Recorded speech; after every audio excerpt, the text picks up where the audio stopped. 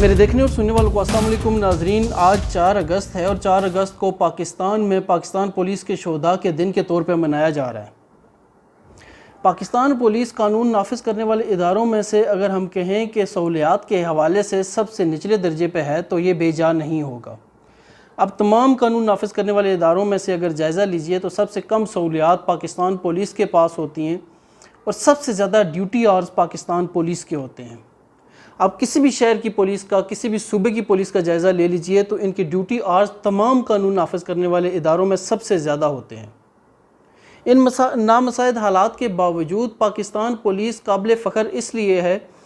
کہ یہ نہ صرف دہشت گردی کے خلاف اولین صف میں جا کے ہمیں کھڑے ملتے ہیں، بلکہ اس کے علاوہ تمام ہنگامی حالات میں بھی پاکستان پولیس کا کردار ہمیں سب سے پہلے نظر آتا ہے۔ شہری دفاع کے حوالے سے یا تمام سول معاملات کے حوالے سے پاکستان پولیس ہمیں صف اول میں کھڑی نظر آتی ہے۔ ہماری پہلی فرنٹ لائن تمام قسم کے جرائم اور معاشرتی برائیوں کے حوالے سے پاکستان پولیس ہی ہے۔ اس حوالے سے ہم نے دیکھا کہ راولپنڈی پولیس نے جس طرح ایک وال آف مارٹرز شروع کی جہاں پہ تمام پولیس کے شہداء کی تصاویر آویزاں کی گئیں، اس حوالے سے دیگر حوالوں سے بھی اگر ہم دیکھیں تو تمام صوبوں میں پولیس اس یوم شہداء پولیس فورس کے جوانوں کے حوالے سے جو مناتی ہے، اس میں اپنے شہید ہونے والے جوانوں کو نہ صرف یاد کرتے ہیں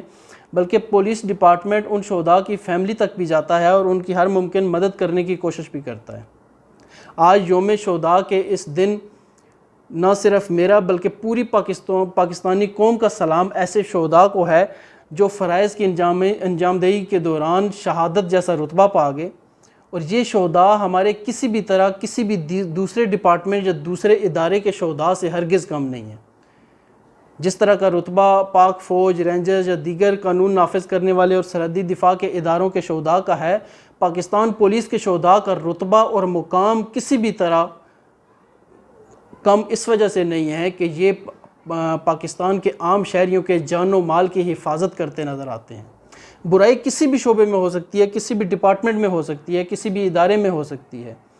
اسی طرح پاکستان پولیس کے اندر بھی کچھ کالی بیڑے ہیں جو بطور مجموعی اس ادارے کو بدنام کرنے کا سبب بنتی ہیں، لیکن اس کے باوجود پاکستان پولیس کا جو کردار رہا ہے وہ ہمیں پاکستان سٹاک ایکسچینج پہ حالیہ حملے کے دوران بھی نظر آیا کہ پولیس کے جوانوں نے کس طرح اولین صف میں کھڑے ہوتے ہوئے اور دہشت گردی کے خلاف سیسا پلائی دیوار بنے، اور دیگر اداروں کے پہنچنے سے پہلے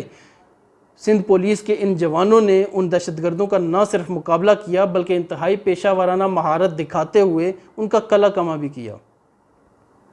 میرے سمیت تمام پاکستانیوں کی طرف سے آج پولیس کے ان شہداء کو ہم سلام پیش کرتے ہیں جو ہماری جان و مال کی حفاظت کرتے ہوئے اپنی جانوں کا نذرانہ پیش کر گئے۔